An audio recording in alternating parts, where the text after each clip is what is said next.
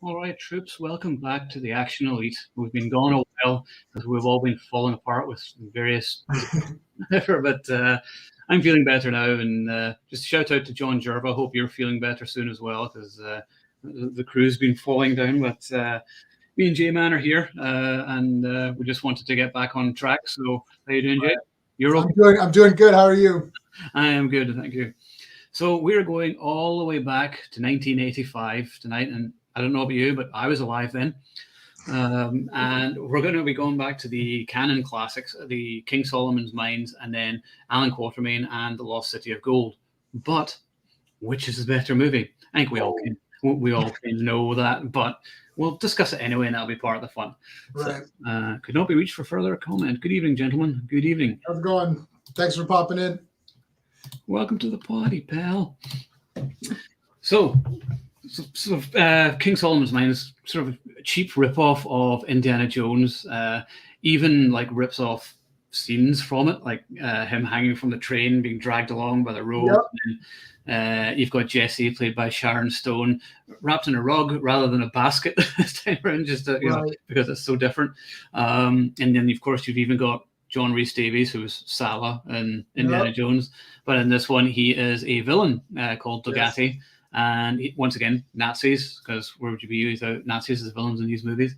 And I think John Rhys Davies is actually a really good bad guy. He's great. He was awesome in it. Oh, yeah. And then you have Herbert Lom as the Nazi Colonel Wagner, and he's okay, but I thought it was John Rhys Davies sort of stole the show there. But before I sort of continue, I'm going to ask you your thoughts on King Solomon's Mines. So go. I mean, we are gonna decide, and I'm gonna say which one's better.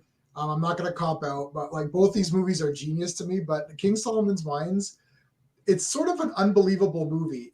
If I said to you that it's more action packed than any of the Indiana Jones movies, you would be like, "Are you crazy?" It starts off and then it never stops for 1 second, almost unrealistically crazy. Like it's one thing after another, right? It's like they get off the train, then there's an airplane sequence, and then they're captured by a tribe, and they're thrown in to be eaten, and they're rolling in that thing, and it's like then they go to the mines, and there's traps in the mines, and there's guys following them. You're like, it doesn't stop. And I was just thinking, I'm like, I think someone sat there with like a little checkbox and thought, okay, Raiders of the Lost Ark has 5 action scenes, but we better have 10, 60. And I mean, I don't know what your history is with Allan Quatermain. And I used to think it was Quatermain. They keep saying Quatermain. I always thought it was Quatermain. I always said it was Quatermain until like last year. The movies, they say Quatermain. They sound like they're saying Quatermain, but there's no R. No, it's Quatermain. I've got the Lost City of Gold poster right there, which is actually one of my top 10 favorite movie posters. But it's Q-A-T. So you could say Quatermain or Quatermain or whatever, but not Quatermain the way they say it. It always irritated me when they said it. But that character is from 1885 or something like that. So written by H. Rider Haggard, and who wrote She. And I actually had She, King Solomon's Mines, and Allan Quatermain. It's just called Allan Quatermain. Those are the first 2 books, is King Solomon's Mines, and then the second was Allan Quatermain. But Allan Quatermain actually, I think, is the final book of the series, but it was written second, and then everything that came before that were like prequels. Mm-hmm. So Allan Quatermain's been around since 1885. So, and he's a hunter and all that. And I've read King Solomon's Mines, and I'm almost done Allan Quatermain, which is the second book. They're both very good. And it's sort of like Indiana Jones was sort of like Lucas was inspired by that, plus the movie serials. So Indiana Jones is sort of like... They ripped each other off. like Indiana Jones's surrogate father is Allan Quatermain. But then those Indiana Jones became so super mega popular that they're like, well, let's do some King Solomon's Mines. Let's bring Allan Quatermain back. And then it just looked like they were ripping off Indiana Jones, but it was almost like, a lift of a lift. It's like they, Now, Allan in the books is like an older gentleman. He's got the white hair. He looks more like Sean Connery. Like Sean Connery in League, yeah. In League of Extraordinary Gentlemen. I like that movie, Sumi. I love it. Yeah, no, I love it. That's one of the first articles I did on your thing, on your website. And I love LXG. And Allan Quatermain, I think, is in the public domain. So Patrick Swayze had a movie, had a miniseries. There's been a lot of miniseries. King Solomon's Mines has been done a bunch of times. Allan Quatermain, the second book, has only been done once, which is The Lost City of Gold, which we'll talk about. But yeah, the movie King Solomon's Mines, Richard Chamberlain, I think it's bloody awesome. I think it's crazy action-packed. It's silly. Sharon Stone's a bit annoying, but who cares? You know, I like Sharon definitely Stone. Willie Scott there. Yeah. Willie Scott. I just thought it was action-packed craziness. Like every time I've seen it about at least 5 or 6 times easy. And every time I watch it, I'm surprised at how fast moving and how action-packed it is. It's so action-packed that, yeah, there is not really much of a story and you can't really follow it. It's like, you're just like, it's just one calamity. Piece after another. Yeah. Right. And it's kind of crazy. You're like, you could have saved some of these for the sequel. Right. But I think they just thought, let's just have, as many action scenes as we can. So, but I love it. Best thing about it for me, being a score person, is Jerry Goldsmith's music. Just love that tune. It's actually suitably different to Indiana Jones, but it's just very like an old-fashioned serial. It's got heroic adventure music, and just anytime he swings in a rope or punches someone, you get the swelling heroic music. I absolutely love that.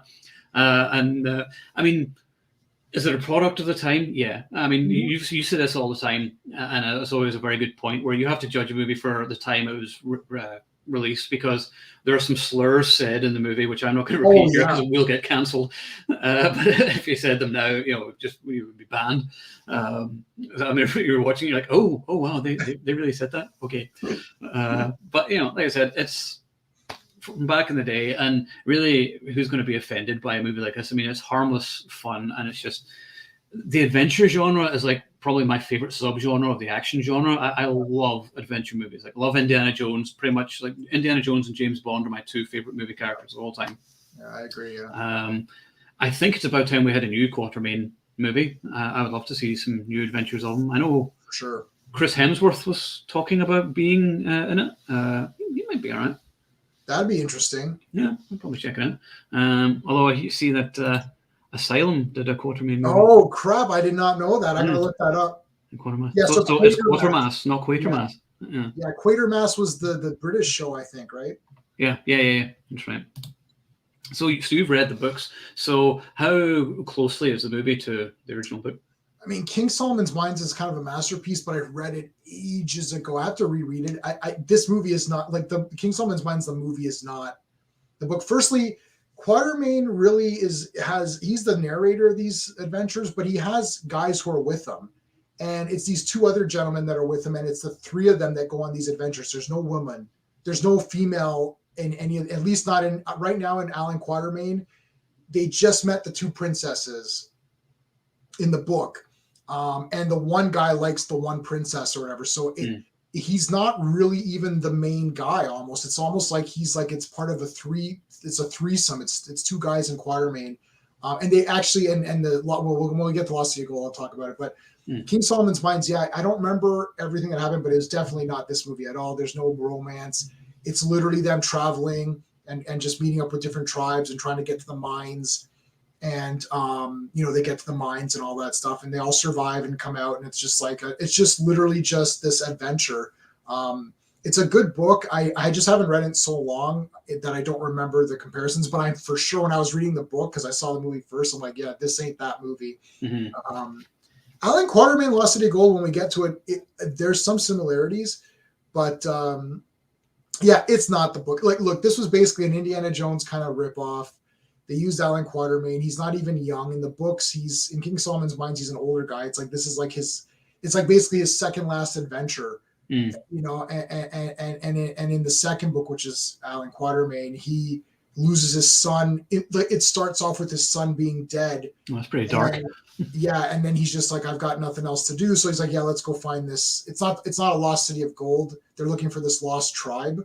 But they live in a city that has primarily gold, and because gold is not a commodity to them. Silver is a commodity. Gold is like nothing. Like everyone has gold everywhere. The city's not made of gold, but you know, it is what it is. But yeah, I mean, it ain't the book. Look, it's an Indiana Jones ripoff. I don't care. It's a canon movie, so like, canon. You can't dislike a canon movie. I mean, it's just pure joy. Yeah. It was funny whenever I was watching it. You're seeing Sharon Stone's character Jessie, and I wonder what Sharon Stone thinks of it looking back now. Because when you've seen her in so many movies, she has this fierceness in her eyes. I always find, and you just know that she's absolutely nothing like Jessie, who's sort of like the squealing, annoying Willie Scott type character who just needs to be rescued all the time. But I was like, in real life, Sharon Stone would probably be kicking everybody's ass. So yeah, I thought it was sort of strange for her to be in a role like that, but you know, it was one of her earliest roles and very successful for her as well, I believe. Oh, I think so. Yeah, I've watched a lot of her. Like, I watched a lot of her. I was a big Sharon Stone fan. I watched a lot of her weird movies. She did one called Scissors. Oh, I remember that. Yeah. Yeah, I had that on VHS. But both of these movies I had on VHS. Then I upgraded to DVD. Then I upgraded to Blu-ray. I've got the soundtrack. Like, I've got it on my phone. I love both posters. Yeah. This Allan Quatermain poster is not even. He doesn't even look like that in the movie. They gave him the whip and everything. And he doesn't have a whip in the movie. He doesn't have the whip, but somebody else does. So they just had to put it in there. You're just like, oh, okay. Yeah, you got to bring in the punters. Yeah. Yeah. I mean, you could easily just do a drinking game. When I was watching it, I was like, anytime somebody shouts Quatermain in it, you take a shot. It was like, Quatermain! But then also the movie is mostly them just being captured by various tribes. Right. I mean, that's like they get away from one tribe. Oh, look, there's another tribe, and they just get kidnapped. And you're like, really? That's all this movie is?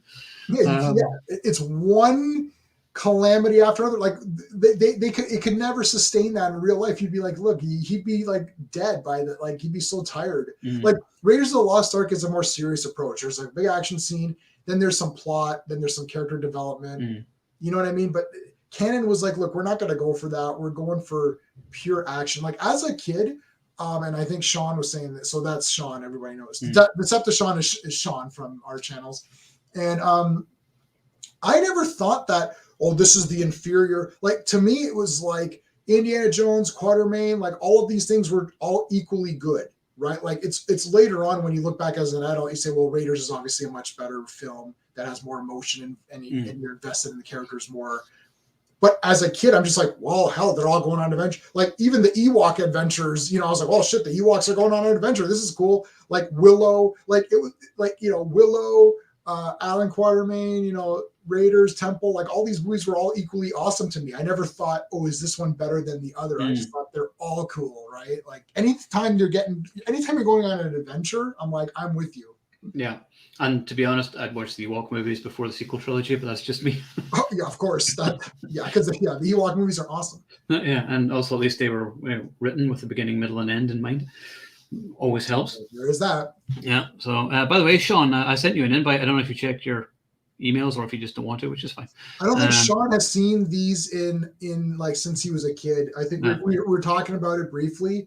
I'm like super nerdy for these movies, and I think like even Sean and Steve, both of those guys, they haven't seen. I showed Steve the movies like ages ago, and I think Sean probably hasn't seen them in a while. The Blu-rays are a little expensive, I think now, but I pre-ordered those suckers immediately, right? So.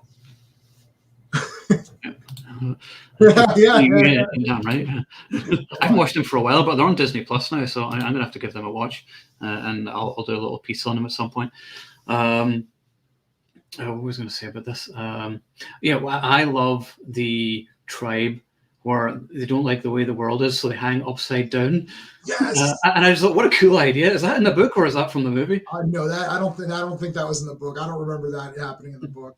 But that was such a cool thing, and then like my favorite thing. Down and grab them and pull them up, and just really throw them away and move on. I just thought that was awesome, and like you said, it's so well paced. There's constant action. I mean, you're watching it, lots of explosions and shootouts and things like that. I mean, same with the second one. There is some dodgy blue screen occasionally, but that was all the time, and you even get that today in some movies. But I mean, I still enjoy it. Good fun. I love anything involving like traps and puzzles and things and tombs and all that sort of stuff. I mean, I could watch movies like this all day. Pure. I don't really like using the term cheese, but I just say feel good escapism, which is really what it is. So, what do you think of Richard Chamberlain as Quatermain? I love him. I think he's great. Absolutely love him. I think he would be one of my, he's still alive. I'd love to do if they ever did like photo ops or any of these things or autographs. I think he's still alive. He's alive. Yeah. It's like I love him in this movie. I thought he was just like the coolest person ever. Indiana Jones is like sort of it sort of transcends movies. Like I wanted to be an archaeologist. I desperately wanted to be like Indiana Jones. I would do what I'd make myself the whips and the bags and all that, right? Like it wasn't just like a movie character where people say, "Oh, it's a good movie character," and then they just move on with their day. Like I like if you would have asked me at a certain age what was better, I would have said Indiana Jones is better than Star Wars, which probably would have been slightly insane. And I definitely wouldn't. Well, I don't know if I'd say it now because there's a lot of shitty Star Wars, but yeah, I mean, Star Wars has been tarnished since. I mean, Indiana Jones only has one shit movie. Right, fourth one. And they should. I still think they should have let out with them riding off into the sunset and just left it because they should have. If they kill him in the fifth one, we're burning the theater down. I know we've said this before, but yeah. Yeah, and we've already lost James Bond, who is not a childhood favorite. James Bond is more of a recent favorite, but because I got so heavy into the books and all that James Bond again, he never had that thing for me where I want to be James Bond because I wasn't I didn't watch it as a kid. But you got for you it's he's right up there. But Allan Quatermain for me was an equal to Indiana Jones. I thought, wow, he's great. He's going around. Now he's a hunter. The archaeologist is actually Jessie, which they do more in the second one. I thought in the second one she plays more of a part, right? She's figuring out the coin and all that. But I just thought he was so cool and funny. I guess we won't say the cancel line, but his line when they're talking about they're selling the people, and he's like, we could haggle, and I just thought that was so funny. Yeah. But yeah, he's hilarious. I just thought he was it's odd. I think he's gay in real life, right? But it's just so funny because to me he was like such a man's man. He had the beard and all that, and he had like the open up shirt. I was like, whoa, this guy's like the coolest guy. He seemed a lot cooler to me as a kid than Indiana Jones. You know what I mean? I thought, yeah, this guy's badass. He's got a beard and he's got the big hairy chest, and he's like, he's a manly man. But I thought, I love Richard Chamberlain. I think he's awesome. And the thing is with both of these movies, but particularly the first one, is that they're very light-hearted in tone. I mean, there's a lot of humor. They know how silly they are, and like, you know what, just go for it and just enjoy the ride. Yeah. We know how silly it is, and they're not taking themselves seriously at all. I sort of love King Solomon's Mines. So we'll just have a look at some of these questions here, or comments here. Saying I saw him again a couple of years ago, but I couldn't talk in detail. Okay, no worries, Sean. We'll have you on. Yeah, that's cool. Yeah. That's rumor India's a goner. Right. If that happens, we riot. That's not on. Because, you see, it's the chick that wrote No Time to Die, and she's involved in this. And isn't there like a scene where she apparently takes Indy's hat? At that point, and then that's when he uses the whip. But, yeah, that's just good. I don't know. There's just no respect for any film properties anymore. It's like, let's go for shock value. Except for Chucky. I don't know if you've been watching Chucky, but that is a very respectable show, and it continues from the last movie, which is the straight-to-video movies. And it's done by Don Mancini. So anyway. Yeah. At least with their pattern, a new Star Wars sequel would kill all sequels. Yeah, really, that's true. Just like it did with the originals. Yeah, exactly. Yeah. So, all right. Yeah. So we move on to the second one then? Sure, yeah. Okay, so this is Lost City of Gold from 1986. And everything about this just seems to be bigger and better. So better budget, better story and script. Doesn't lift anything too obvious from Indiana Jones. It stands better as its own movie, I think. But the biggest plus point of this movie, and I'm sure you'll utterly agree, is James Earl Jones as Umslopogast. Yeah. Yes, let's call him Ums. Yeah, but I mean, just swinging the axe around. He's just swinging it around all the time, and I just want to watch him swinging the axe around for 90 minutes. That's all I need. He's awesome. And then I think Jessie gets a bit more to do this time, although she still ends up being a bit Willie Scott. Like you said, she does more archaeology, particularly at the beginning when she's looking at things. And I was like, oh, good, you're giving her more to do. And I was like, I can believe her more as this sort of character. Then you've got Henry Silva, who's like just best villain ever and everything, with his hair. Aegon, isn't it? Aegon, isn't it? Aegon, yeah, the hair. It's like massive hair he's got. And then you got the character shawarma. Shawarma. But I was just like, I want some shawarma. Yeah. And he's like a goof, whatever. Yeah, I mean, he's sort of the Jar Jar of the movie, and sort of a bit kind of annoying or whatever, but he's okay. He's provides a bit of the comic relief. Robert Donner plays him, but you got that big battle scene at the end, and then dudes being covered in melted gold and turned to statues and things like that. This is awesome. And then you got, of course, the great music again coming back. Yeah. Was it Jerry Goldsmith again doing the theme? I think it was. Well, it wasn't him doing. They just used that theme over and over again, but it's a different person doing the. I think it was. Yeah, doing the rest of it, but like they used his theme because that theme is used a lot in the second movie. Yeah. I think it's for me. This just, although it's not quite as action packed. This one, I think it just has a better story and makes more sense.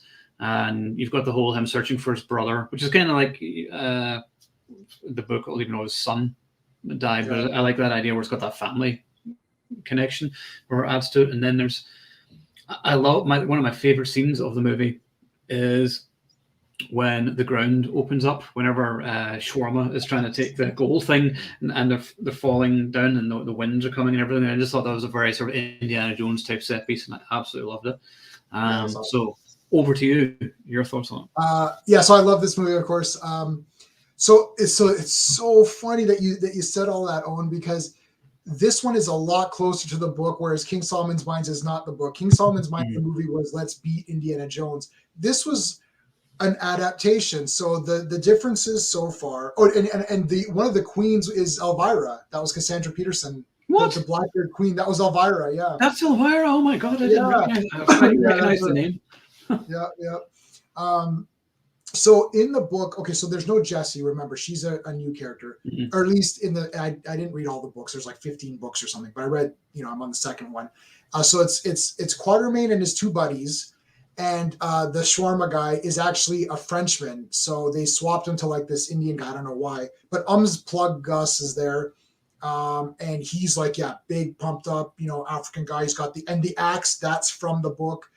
So he has no brother. His son is just dead. And he hears of this lost white tribe.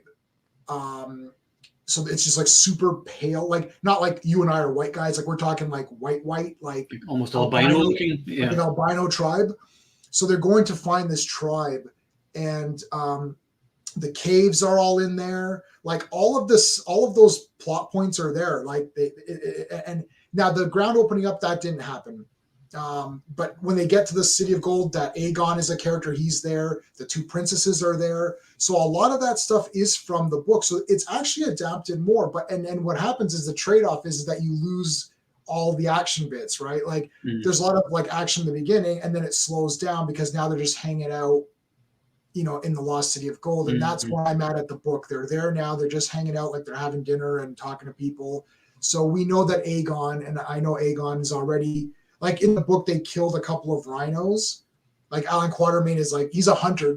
It's not, it is sort of, but he's a big game hunter. He is a hunter. He hits his mark. So he shot a couple of rhinos. So they're not happy about that. Yeah, you won't get away with that now.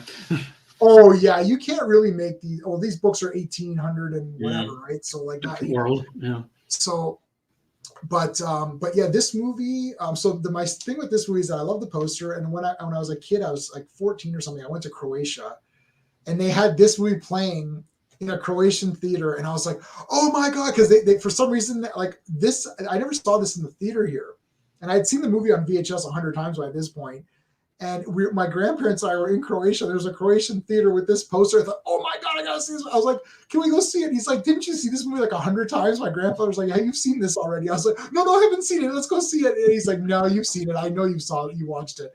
And I was like, damn it. I was so desperate to get in there.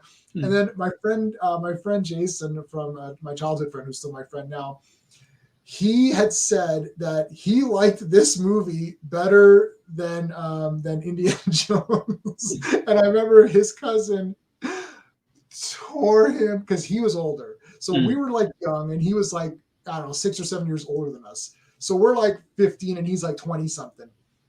And hey, Brennan. Hey, Brennan.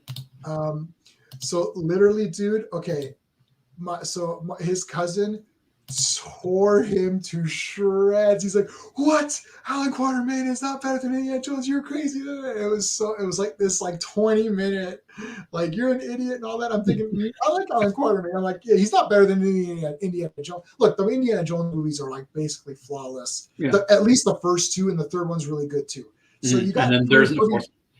There isn't the fourth one. Yeah, you got 3 killer movies. Obviously, those are like in the Indiana Jones trilogy, the real trilogy. Yeah, is in my top like 20 favorite films of all time ever. Yeah, Raiders is maybe my favorite movie of all time, or way up. I mean, there was a period when I watched it once a month. I would literally watch it once a month. All that I knew, every line of it. As I showed you, I've got all the spin-off books and everything, and then the Young Indiana Jones Chronicles and everything. I mean, it's, Indian Bond, like I said, all the way. But when I was younger, it was more Indiana Jones. And to be honest, I think I had only ever seen King Solomon's Mines whenever I was a kid, but I don't think I'd ever actually watched City of Gold until recently. If I had seen it, it was many years ago, and I just forgotten about it. But that's why I watched them both last week. So I thought, let's have a little chat about it. So well, I mean, yeah, I love both. Like, look, if I'm gonna give them both perfect scores, it's only because I love them so much. They're obviously not better. Like, if I say Raiders of the Lost Ark is 10 out of 10, and then I say King Solomon's Mines is 10 out of 10. Well, let's say it's 9 out of 10. That's not to say that Raiders is only a little bit better. Raiders is obviously much better, but it's just the way that I feel when I watch. Like, I don't get too nitpicky when it's something that I'm enjoying as well. Yeah, like, just enjoy it, right? Yeah. Right. Like, if you're going to say, okay, Jay, man, I need your official review. I need you to go through your review system and pick apart the story, the characters, the plot. I will do that. And then these movies will not score that high if I get into those details, but they're scoring high on fun factor for me. So that's good enough. That's all I want from a movie. Like Sean's comment here, he says that's with Cannon's other simultaneous productions. There's still a different feel between the two, like Breaking 2 being campier than Breaking 1. Yeah. I love both Breaking movies. I've got both those, of course. But yeah, this movie, I like, it's weird because I remember when I sometimes if you watch and you're like, well, it's a little slow with, them at the City of Gold and there's not really much going on, but it's kind of neat. Like, I don't know. They're both really good. It's like you sacrifice some action, but you got more story and character. Sharon Stone does more. James Earl Jones is just super cool as that character. Now you got that annoying guy, though. He's kind of annoying, but you've got more. Like, the caves are cool. That the opening of the ground is like the best thing in all of these movies. I love that. Because again, as you said, they're not really copying Indiana Jones. They're just doing their own thing, but it's kind of from the books. So yeah, it's like, it's a trade-off. So it's just going to be whatever you're into more, I guess. And you said there's like 15 books. I mean, you got all these studios vying for properties that already exist. 15 stories right there. There's your adventure verse right there. Your Quaterverse. I would love to do that, man. And if you did them a little bit more, not gritty. I hate when they do everything gritty. A more serious. Make them adventurous, but adventurous. Like Raiders. I love Temple of Doom. Temple of Doom is like I think Temple of Doom is my favorite, but I saw Temple of Doom before Raiders. I actually saw them. Did you? Yeah, I saw Temple of Doom first. I only saw Raiders. I only saw about 10 or 15 minutes on a projector. My buddy had a projector and had the film reel and projected it on his wall. And we watched a little bit of Raiders. And I thought, this is the greatest thing I've ever seen in my life. And at that time, Temple of Doom had been on. I'm like, well, I'll just watch the new movie. It's Temple of Doom. So I watched it, and I love Temple of Doom. I just love it so much. And my other poster that I have is Temple of Doom, so I can flip this and have Temple of Doom showing. But yeah. Which poster? So, it's the white Indiana Jones and Temple of Doom poster. The one with like his face is really big, and then it's Mola Ram and all of them on the side. Yeah, the main one. He's like kind of looking like this or whatever, and then it's like all of them like on the side. The one I really like is where he's standing solo in the cave with the red. Yes, yeah, that's the one I love. Yeah, that's a great because that's him coming from, coming from hell, basically rising like the Phoenix, because he becomes a villain. Literally, Indiana Jones goes to hell. He goes to hell, becomes a villain, and then rises up as Darth Vader and redemption. Yeah, it's Anakin's tale all over again. He becomes a hero, and then now it's not fortune and glory anymore, right? Yeah. Now it's him being a hero, and he returns the stone and all that stuff, right? He's like, I could get anotay one, Anyway, again, I haven't seen it in years. Temple of I need to give it a watch and see what I think. Yeah, because I always hated Willie Scott. I found her annoying, even though I thought Kate Capshaw was hot. So I might give it a watch and see how I get on, because like I would love if they actually brought back Short Round for the next movie. I'd love to see him. We'll see what Sean's saying. Yeah, like I didn't know Temple of Doom was not received well, because all my friends and I were like, this is the greatest movie we've ever seen in our lives. We're like, oh my god. And then you come to find out later that it's like, oh, that people weren't as into this one. I'm like, why? Because there's like some extra gore in it. It's a little bit more edgier. Yeah. The Oz books are great. I read the first 6. 50 on the Oz books, 51 where are these franchises? Yeah, I know. It's like I know we all enjoy the comic book movies, but I would like to see more franchises, like more adventure movies. There are certain genres we don't see much of. These like adventure movies. I like gangster movies. I always love gangster movies. We don't see enough of them anymore. And just old school action movies, because I find with a lot of sort of modern action movies, they're ugly looking, like particularly the straight to DVD movies and whatever. Everything looks grey and dreary. It's like has to be cloudy. And I'm like, why can't the sun come out in action movies anymore? And that's what I like about the Quatermain movies. It's sunny, exotic locations, and that's the thing, escapism. Yeah, no, I'm with you. And we talked about this with Dune. It's like this whole thing. Like, I don't know where this began. Maybe someone could pinpoint the movie, where all of a sudden this gray filter became a thing where all movies needed to be this. And it's like, wow, this looks great. It's like, no, this doesn't look great. Like, I'm watching Dune, which I thought was a good film, but like, it didn't look that good. And everyone thought it looked great. I'm like, well, yeah, everyone's like, it looks great. And I was like, everything's beige. Everything's right. Turn the light on, for God's sake. I can't see anything. Yeah. Yeah. Like, and then like, Gidi, like, I know all the areas, but like, let's say Gidi Prime and Caladan, like they look the same. They have this gray tint. I'm like, well, one is a water planet. So why is that? Like, that should be very green and blue. And it should look very bright and colorful and almost like an Eden, right? And then Gidi Prime is just a shit storm, right? So like, I don't get it. Like this whole thing, and then Zack Snyder got in there too. It's like, let's make everything this dreariness. It's like, let's be depressed. Yeah, I think I know when it was and why it was, but it's what I sort of call the 9/11 effect. And it was after 9/11. Everything changed in terms of the tone of movies. Like they didn't make sort of action movies for a while, so everything was sort of dark. Because I always remember like Steven Spielberg's War of the Worlds was miserable and dreary, with annoying characters. So it was like that, and then even Batman Begins, which is great because that was what the character was supposed to be, and that suited that character. And then the Bourne movies were kind of mostly cloudy or snow or whatever as well. So I don't know. I think it's supposed to be this sort of edgier or realistic, and I was like, no, the sun comes out in real life, so that's real. What's wrong with that? It's like there's nothing gritty about making something ugly. It's like I don't want to see ugly when I go to the movies. I want to escape. My life is ugly. So, yes, I want to see brightness. Yeah, somebody had said that to me too about like, oh, it's more realistic. It's realistic. What I looked outside, it was sunny today. It's like or whatever. It's like so bright. I gotta shut the blinds. It's like like Superman flies around in the daytime, right? Yeah.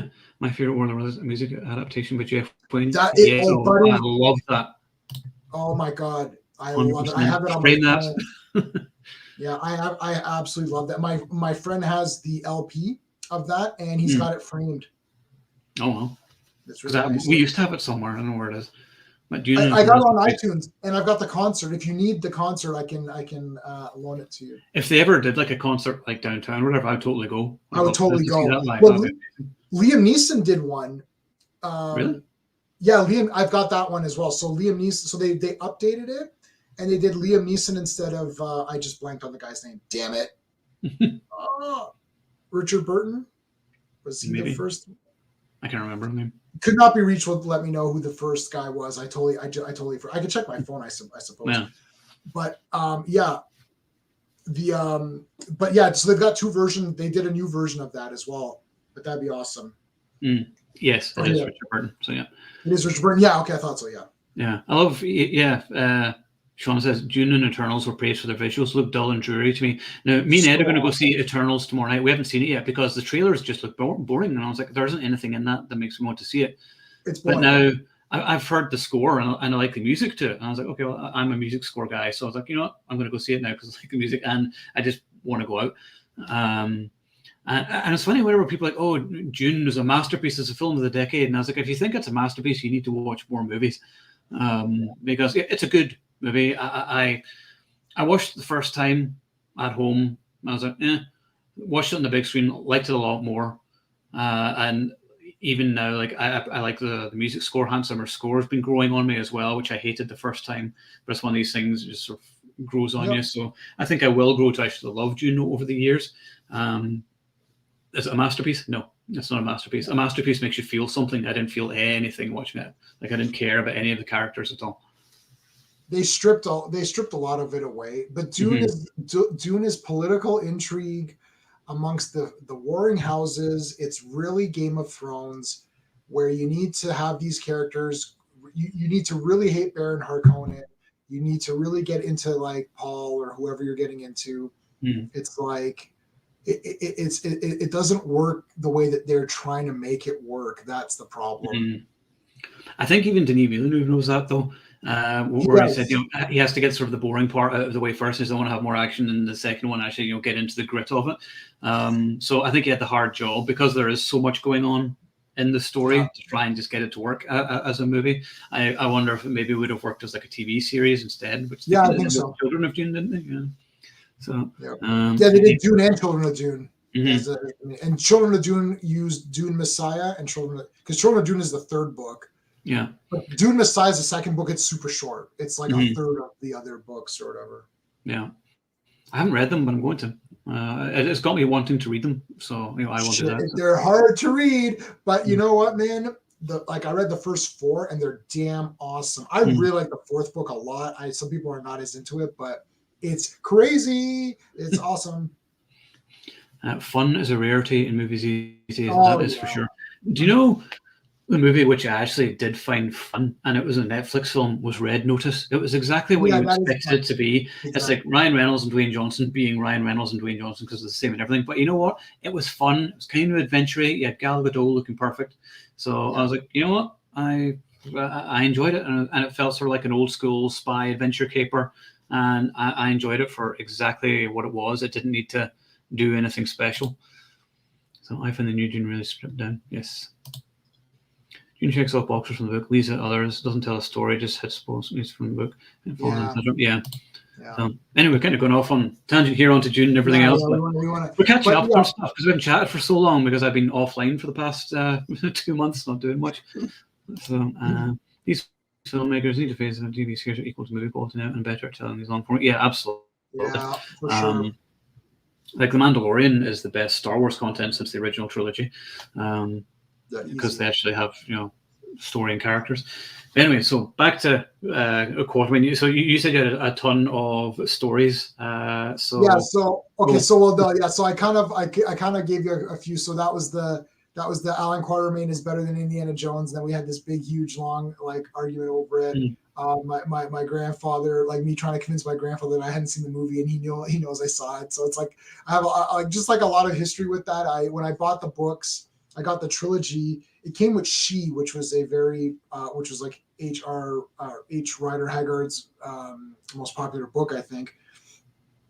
It was those 3 books together, and that was the first books that I lent my wife, she was my girlfriend at the time, and she went, I think she was going back to India or something. So I gave her those books to read. Oh, read these, these are going to be good. And I didn't even read Allan Quatermain. I didn't even read She, but I'm like, oh, King Solomon's Mine is awesome. Just read that. So then she read that and then came back. And then that led into the whole LXG thing. So when LXG, the comics were kind of coming out, I was like, oh, Alan Moore is gonna do Allan Quatermain. This is so awesome, So I got into that, and then I saw Patrick Swayze did that miniseries, which I haven't even watched yet because I got so excited. I want to see it though. Yeah. I want to see it. I got it. I got to watch that. I got excited for that. So it's like Allan Quatermain has been around for me for a long, long time. It's not.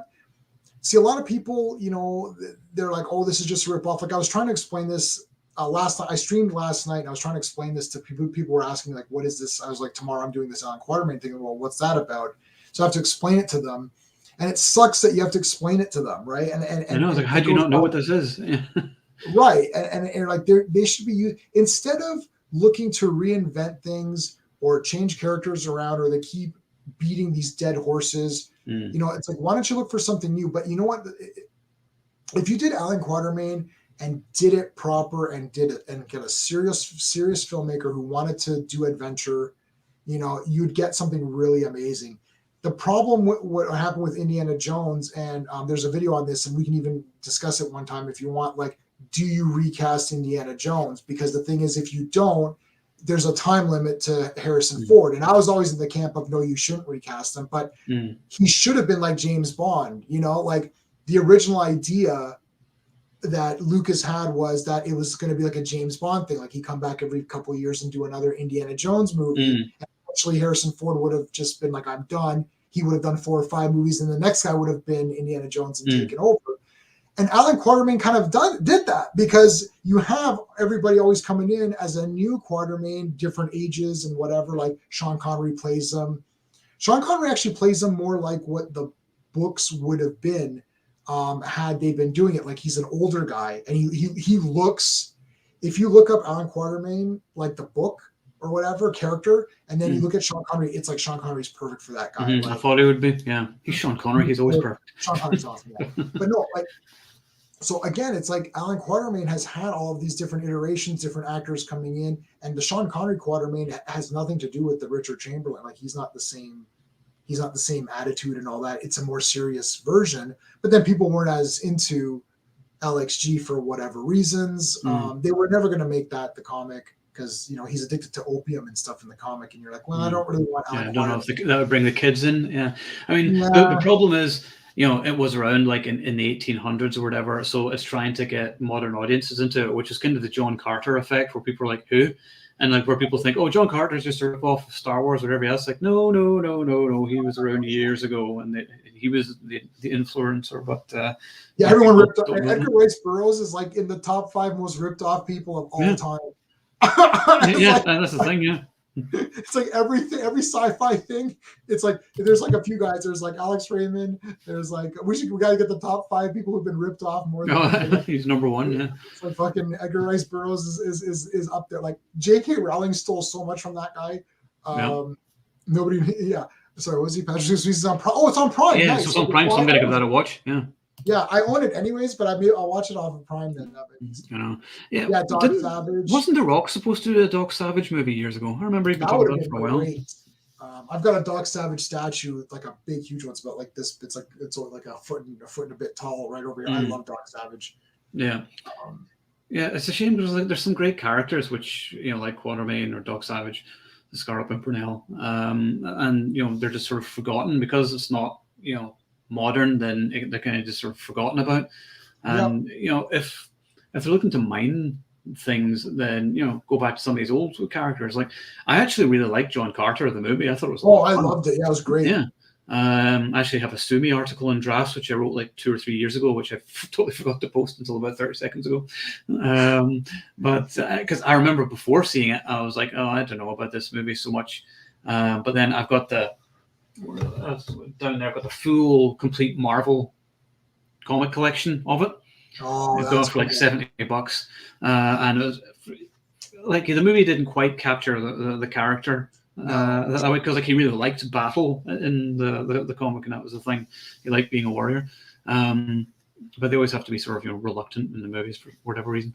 But yeah, I was gonna say John Carter was my first YouTube video. Oh, really? Was it? Yeah, reviewing that movie. Yeah. Zorro or Batman. Yeah, exactly. Yeah. So, to Quatermain. So, will we say what our favorites are? I'm gonna try. Okay, oh God, it's changed. It's changed so many times. Not the last time I watched it, but the time before. I always watch them at the same time. I literally watch them. Yeah, you have to. It's like one story. Yeah, I watch them back to back. So not the last time I watched them, but the time before the last time I watched them, I was like, King Solomon's Mines is like for sure better. But prior to that, I liked Quatermain better. And then I watched it again, and this is Blu-ray viewings. I thought, I don't know, I kind of like Quatermain. The ending kind of falls apart a little bit. Like, I was just like, okay, there's a big battle, which is kind of cool. But right before that battle, I'm like, wait, what's going on? It's a little weird.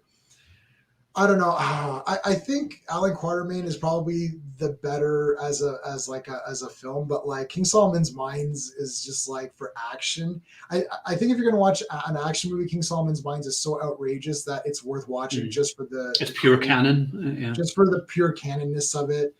So I think for regular people, I'll say King Solomon's Mines is better. Okay, I'm gonna say City of Gold. Yeah, yeah. I said City of Gold 2 weeks ago.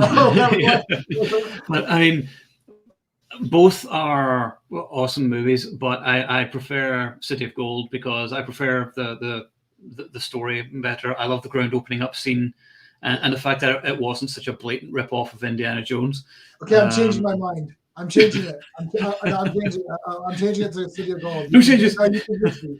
You were convincing me during before the stream started. I thought I'm going to say thing, but you've convinced me. Sorry, go ahead. Can continue your. No, I was just going to say it's just for me. I think it's just a better movie. It's got better production values because I mean the first one even like looks cheap in the opening, like in the market scenes and everything. And I think that after watching the two of them, City of Gold still holds up really well. Where King Solomon's Mines, you're like, oh wow, they said that, or they did that, and you're just, But I thought the Quatermain sequel, I thought that definitely was the better film for me by a mile. So there we are. I think that one.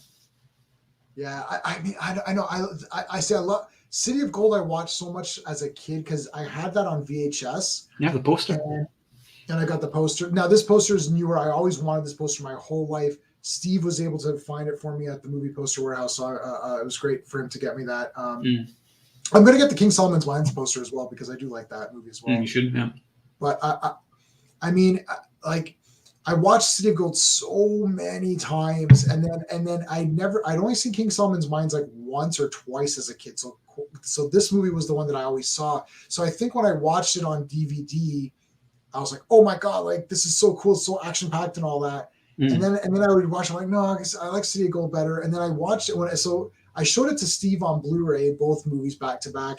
And I thought, you know what? Maybe King Solomon's Mines is better. It's more actiony. It's a little bit. It's just the pacing is really fast and it's kind of outrageous. But really, if you're a person who cares about, as you said, the story and all that, like City of Gold is much better. It adapts the book a lot better. The other one's not even an adaptation at all. Yeah, so this is the better Quatermain film then because it's more like the actual character. Yeah, so there you go. Yeah, so you can. It didn't take a lot of convincing, but you convinced me. This doesn't happen a lot. Sean Owen Telegraph was back at the beginning of this. Oh, it was. I already knew the other day, and I was like, oh, I already know. For me, it's not even close. It's not even close. Yeah, I mean, I enjoyed King Solomon's Mines, but watching them both recently, I was like, no, like I watched City of Gold again and again with the intro. King Solomon's Mines, maybe not so much. There's certain scenes, but I found Sharon Stone a bit annoying in the Willie Scott kind of way, in that sort of 80s way where the female characters were just so poorly written and annoying. Quatermain. Yeah, you're just like, oh, shut up. So I mean, it's funny. I mean, you could even do a new one now with them older. But he what age would he be now? I mean, like he'd be in like a wheelchair or something. I don't know how old he is. Let's take a look. How old is Richard Chamberlain? Richard Chamberlain. Must be like 70s or 80s, surely. Gotta be. Let's see. What's his age here? But hey, he's 87. Okay, so yeah, he's probably a bit too old then. I mean, I was like, Harrison Ford is like, what age is Harrison Ford? He's 70 something, and he's coming back, and I'm like, I don't even know why they're even doing it. I don't want to see Indiana Jones as an old man, and I don't want to see him die. I'm sorry. You'd have to. We'll talk privately for a second. I'll share a video with you discussing that topic. But yeah, that's the problem. He needed to be like James Bond. I never thought that before. I always thought, look, if it's not Harrison Ford, forget it. But if you want the character and the adventure to live on, you have to have. It's just like James Bond. It's like they run their course, and someone else has to come in. Yeah. Oh, hi, Stephen. Harrison Ford is 79, same age as my dad. Yeah, my dad's 80. Wow. So, and I don't see him using a whip to swing from trees. Your dad doesn't look 80, though, Owen. Your dad looks in pretty good Is he in good shape, your dad? My dad has looked the same age for the past 50 years. I think he's a vampire. He's immortal. I think his last name is McLeod, actually. I think it's Connor McLeod is his real name. Oh, my God. Here we are, born. Yeah. So, just on a random thing here, if anybody wants to stick around, I mentioned this with my family yesterday, and it was about James Bond. What do you think of the theory that James Bond is the name given, sort of like Jason Bourne, where Jason Bourne is actually David Webb, that's his real name? No, do you think that's? I don't know. I kind of don't mind, because then that you can just be like, okay, well, Daniel Craig was never James Bond then, which is kind of the way we want to be anyway. We're like, no, fuck that guy. No, we got to take the bad with the good. Look, James Bond's his name, because then why even have a name? Just use 007 as your code all the time. The problem is, because he's such a crap spy, though. I mean, it's like, my name's Bond, James Bond. It's like, you're introducing yourself, you're a spy. It's like, St. John Smythe should be his name. Everybody knows that. St. John Smythe. Yeah, it's one of those things where, like, in the book, I don't think in any of the books I've read, there's like 13 or 14 books, and I've read everything but the last 3 books, right? So, and I don't think it ever came up as a problem. It's just, it doesn't matter, because it's not so much that the villains are aware of him. Like, he does go undercover in sometimes, like he goes undercover in On Her Majesty's Secret Service, and he's licensed to kill. License to Kill, yeah. So he does go undercover when he needs to, but I just don't think people know what he looks like. Like, it's different now. This is why James Bond, and Sean and I have discussed this ad nauseum, but I've always said this: James Bond needs to be a period action films. He needs to be in his time period, because then the gadgets seem better, right? Because now, if you do something right now, you need to have really outrageous gadgets in order for it to be cool. And it almost needs to be futuristic. So you start watching and you're like, is this an Avengers movie? Like, what is going on here? Like, this is like, is James Bond going to have an Iron Man suit? Like, what is happening here? But if you keep him in that time period, especially having the Russians in there with Smersh and all that, like, that just makes it more interesting to me, and it makes it more dangerous to me, and it makes more sense for James Bond to exist in that world. It's like Indiana Jones. This concept of, let's update Indiana Jones with his age. So, okay, Indiana Jones is 45 years old. Therefore, it is now 1955. And then he's going to be whatever. So now it's going to be 1965. It's like, I don't like that, because he needs to be in that serial time period. He needs to be in his time period, which is why you have to keep doing movies. Now, it worked for a while, and the best James Bond pictures are the earlier ones, because he's in that time. Like, I don't think it works the other way, because that character it's not Iron Man, right? Like, I don't know. That's just me, like, talking my 2 cents. So I don't know what people think about that, but like, I agree, because, like, I mean, this is like a fan thing. This is my idea that it's like the same, like it's a name they give to people. It was like a YouTube video I watched the other day, and I was like, really, I didn't know anybody would be sort of thinking like that. To me, it was just always the same guy. And it's sort of the same thing, but except the Daniel Craig ones, and that's why I sort of never felt that he was sort of James Bond, because they never referred to like the dead wife or anything. He was like, it was just totally separate from all the other movies. Doesn't have anything to do with them. And my thing is, I hate that they keep having to reference the old movies. Oh, let's do this. Oh, we have to do this, and nudge, nudge, wink, wink to these old movies. And I was like, you don't need to do that. If you're going to do something new, then keep it new, and stop sort of referencing back whenever the character was, good. The only time it was kind of necessary was with Lazenby, who came in and they showed some of the old gadgets that he had in the very beginning of Majesties. Yeah, that's okay. To show like people, that was to show people that we're still using the same, storylines, and the actors, everyone else around him is the same, just he's different. Mm-hmm. But it's the time period. It's got to stay. Period. It can't be this updated thing, because then you get weird, crazy stuff. Or Daniel Craig where he doesn't use any gadgets, and you're like, okay, but that's kind of part of it. But if you're not going to use anything, it's like, okay, I don't know. They've just become action movies where you're just like, I don't know. And they all look the same. The Daniel Craig, look, I know everyone likes Casino Royale, and I think it's okay too. But Casino Royale, Transformers 1, Force Awakens, like, what was the other thing? It's like all of these movies, when I saw them and people thought, oh, these were pretty good. And I'm like, I'm not buying it. Like, I can see where this is heading. Like, yes, this movie is fine, but I can see where this is heading, because a sequel always doubles down on what came before. So it's like, there's no gadgets. It's grittier. It's like grayscale, right? Casino Royale. It's like, now it's okay for Casino Royale, and that movie is okay. But I could just see that, oh, this is what's going to happen, because the next movie is just going to be more of that, and then more of that, and then more of that. And now he's dead. And it's like, there's never been a point in Daniel Craig's movies where he says, yes, I'm happy to be James Bond. He doesn't want to be James Bond. He never wants to do anything. He wants to retire. It's like, just get out of it then if you want to get out of it. Like, we're supposed to live through this character who's excited. Like Allan Quatermain. It's supposed to be wish fulfillment. Yeah, the character is supposed to be the male fantasy. And it's like, I don't want to be him. He's, depressed. Like, this is depressed Bond, and he loses. And it's like, I don't want to watch James Bond lose. That's why I hated No Time to Die. He fucking loses. He loses. I mean, even Raiders of the Lost Ark. So Indiana Jones, anybody who we're following has to be excited for what they're doing. So they go to India, and they're like, we want you to retrieve the Ark, and he's like, oh, F you, I'm not doing it. See ya, bye. It's like, okay. He's like, okay. Because he loves his job. He loves doing it. He lives for it. Yeah.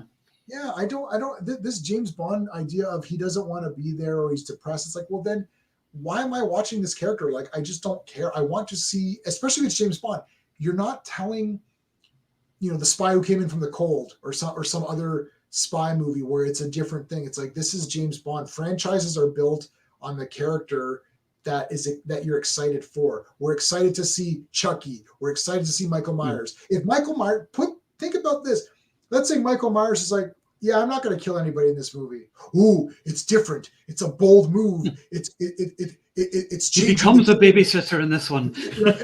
And you're just like, yeah, but this isn't Michael Myers. Oh, you just want Michael Myers going around killing people? You don't get it, man. This is a new Michael Myers. It's like, no, this is not Michael Myers. You hate women. What? That's the answer to everything these days. Deconstruction could not be. Yeah, it's like let's deconstruct this character. It's like He-Man, who doesn't want to be He-Man, or who loses, and now Tila has to take over. It's like, well, what is this? Like, what are we watching? Yeah, it's funny. Sean says here they should just do an Amazon Prime series that are straight up adaptations of the books set in the period. Call them Ian Fleming's and search out each book done. Yeah, that's exactly what I always talk about. Yeah. You set them in the period that they were supposed to be set, the books, and then you can get away with the character behaving like the character is supposed to, rather than being boring and lifeless and having no personality or charisma whatsoever, like someone. But yeah, I mean, they're apparently doing something new, and it's a set of books. And this is like the next step, and it's called the Double O's. And James Bond is apparently missing, presumed dead. So the other Double O's are sort of, and I'm like, I don't care. I'm not interested in that. So then they can have their one-legged spy and whatever else to for all the fucking diversity they want to do. And I'm all for diversity, but it's just so fucking obvious. The thing is too is that like it's not like I don't know why people were pretending that No Time to Die was a great movie before he died. Yeah, like, I mean, it wasn't. It wasn't that great anyways. No. Like, let's say he lives and wins and walks off with that blonde woman who's boring. he walks off with her and everything's great. I'm like, well, then it just would have been like a 3 out of, a 2.5 out of 5 movie anyways. It's like, okay, I don't know. I mean, I am going to watch it again. Yeah, me too. And yes, I've asked Ed to get it for me for Christmas. So because I'm a Bond completist, even though I'll just have it on the shelf, I can just go like that all the time. Yeah, well, I pre-ordered it. Yeah, and I'm like, I'm going to have it and I'll watch it again. And now that, maybe I'm over the initial trauma, maybe not, but it took me like weeks to get over the trauma of After No Time to Die. I was like, how could you do that to me? It felt like a personal attack. But yeah, I need to get it again so I can judge it actually as a movie on its own rather than the emotional trauma. But for me, it just felt like, let's throw in as many shocking things. By the way, spoiler alert for No Time to Die. If you haven't seen it, it's like, okay, let's kill Felix, let's kill Blofeld, let's give Bond a kid. Oh, let's kill Bond. And it was just like, we have to destroy everything. Like, to me, it was like, no, this is the end of the franchise. There absolutely cannot be another Bond movie after this because everybody's fucking dead and that's it. And you're left with nothing. It's not like you're like, oh yeah, I had a good time. You're like, oh, you just killed my favorite movie character. Right, okay. So, yeah, exactly. They fought in court for the Blofeld character only for him to sit there and die. Yeah, he was in 2 lackluster roles, and then he ends up being like his stepbrother or some shit, and you're like, what?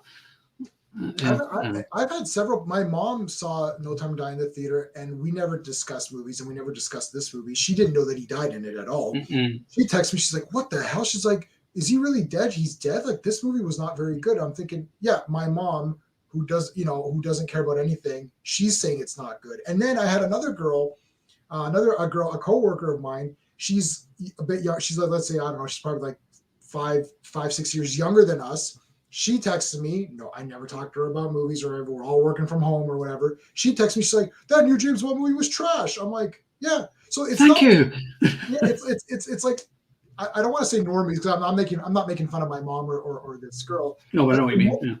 Yeah, even the normies are like, wait, what's happening? He's dead. That's weird. Because they're just like, why is this happening? They don't know about agendas. They don't know about swapping around and all this stuff.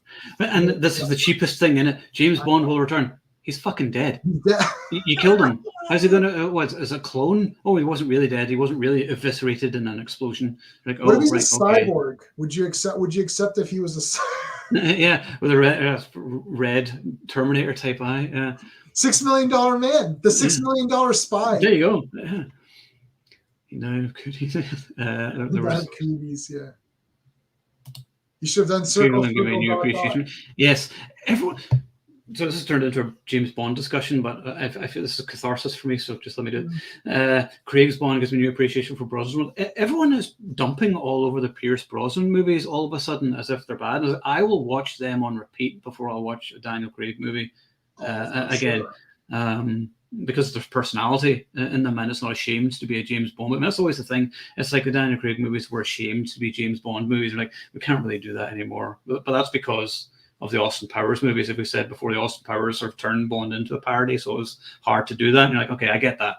But at least, Pierce was fun and, you played around and you still had the strong women characters. You had Judi Dench as M and she was great. And you had the women where they're like, well, actually, James, you can't say that or do that. And you're like, okay, well, that's okay. And it worked. Nobody complained whenever Judi Dench said to him, you're a sexist, misogynist dinosaur. And we're like, oh, somebody actually said it to him for once. You just thought that was great. So, yeah, she called him a dinosaur. She's like, you're a dinosaur. It's like, yeah.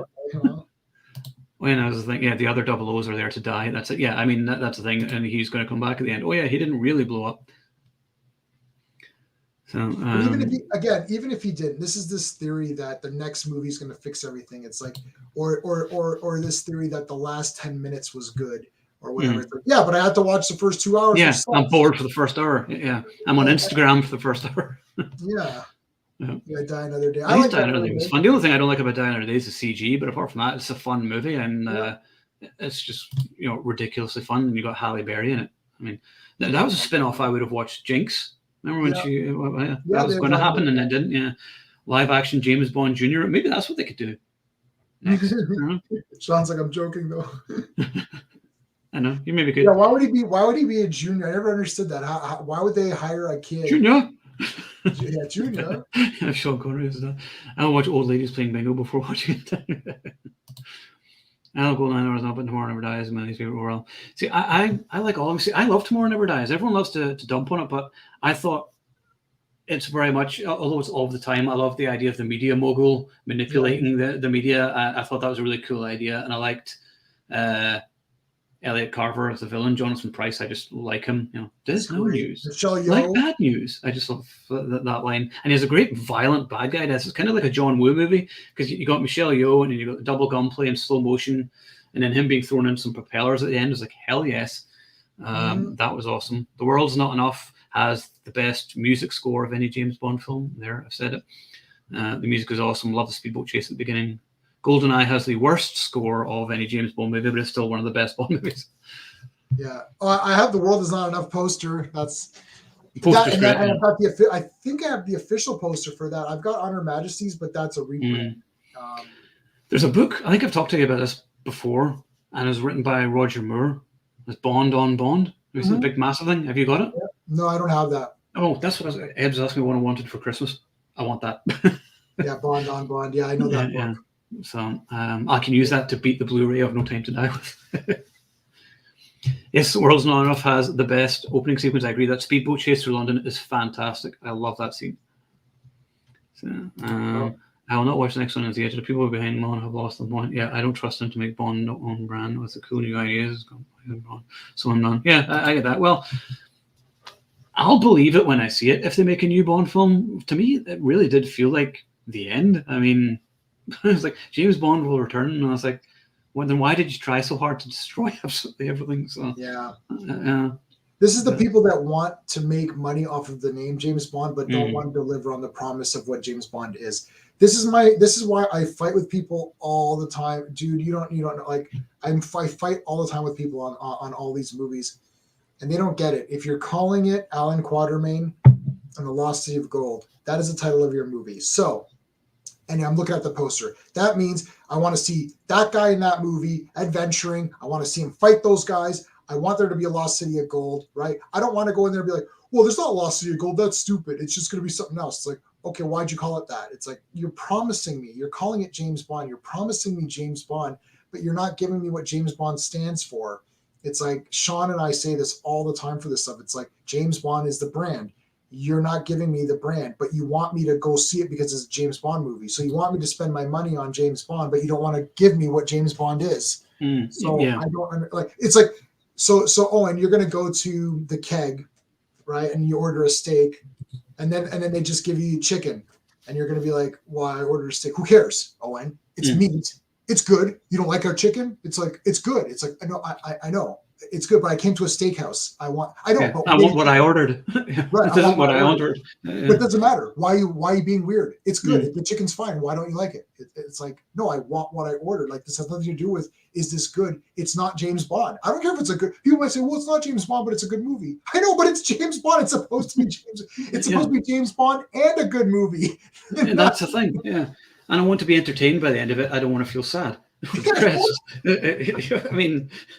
I can't believe it, dude. It's really, isn't it crazy? It's like, so let's have James Bond die at the end. It's like, that's dumb. Yeah, but it's never been done before. It's a bold decision. It's bold. Just because it's bold doesn't mean it's good. Yeah, it's a bold. Yeah, you could have James Bond poo his pants from fear. It's like, oh, it's a bold decision. He's never pooed his pants before. It's like, yeah, but nobody wants to see that. I don't know. Maybe I would. You call it The Pants of Tomorrow or something, and there you go. It's a James Bond title. Bond requires new ownership. Yeah, I would actually agree. Yeah. Why is there a fish fillet in my Big Mac? Yeah. Oh, but it's still good. It's still good. It's good. Well, what's wrong with it? What's wrong with it? Why are you being like that? It's like, you just accept it. Like, it's. But then, like, if you don't like something, particularly people of our age. Or our vintage, and if you don't like something, oh, you're sexist or whatever else, or you hate everything or blah blah blah, and it's like, no, I just know more about this and probably know more about it than you do. So yeah, that's why I don't get into debates with people, because I'll just lose my shit, and I've got to try and stay calm and keep the hernia under control. So there's a new cam on, which I'm not doing a very good job of, but yeah.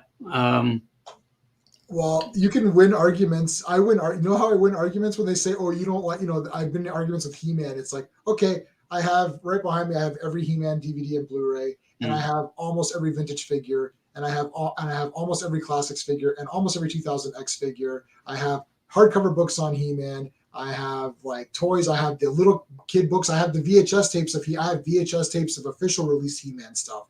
Then I'm like, you like the new He-Man? What do you have? Show me your collection. And they have nothing. I'm like, okay, so who's a He-Man fan? You, who watched this new cartoon and thought it was great, or me, who bought everything? Yeah. Like, I just win. It's like, okay, you don't like it. Here, look, here's all my He-Man collection. What do you think? Where's your He-Man collection? Yeah, I hate it so much. I bought all the merchandise. Right. Right. It's like Doctor Who. I spent $5,000 buying every Doctor Who VHS or every Doctor Who Blu-ray and DVD. But I don't know about Doctor Who, right? No, exactly. Yeah. Anyway. So, I know. All right. Good. All right. Well, we'll wrap up there. And sorry, everyone, to go off on various tangents, but that's what we do. It's, that's the whole point in live streams. Is you talk about the subject for 10 minutes and then go off on random tangents. No, we talked about it for a while. We talked about it for about we talked about everything, and there's still 4 people watching. So hey. So, all right. Well, thank you for watching, everybody. And so, in case you don't know, City of Gold is the better movie. Are we agreed on that then? Yeah, I agree with you. City of Gold is awesome. Okay, the City of Gold is what we will say that. So, next week, I'm actually going to be a guest on That Fat Samurai Guy's show, Preston Downey, and we're going to be doing Die Hard versus Die Hard 2. I mean, we know what's going to win, but I'm just intrigued to see, the chat anyway, because, I do love Die Hard 2. It's a very good trilogy. Like Indiana Jones was just a trilogy. So yeah, I'll be in that. That's next Thursday. I think it's 6 p.m. PST, which is 9 p.m. our time. And then I don't know. We will do one, and Jay and Stephen and Sean, if you guys all want to join on. I think maybe the next one will be 2021, the year in action. And normally I do that as an article on the site, but this year I thought, it'd be fun to actually do a stream where we just talk about the years, maybe highs and lows of the action genre, which that could be a long show, so make sure you go to the bathroom before. Yeah. Make sure you're comfortable, and we will chat to you then. So I'm not sure when that'll be, probably the week after or next. So if there's anything you need to watch, I'll let you know, and we can catch up on it then. Cool. All right, so remember to like and subscribe, and I promise we will continue doing this, and like and subscribe to J-Man's channel as well, and we will see you all on the next one. And remember, you are the Action Elite.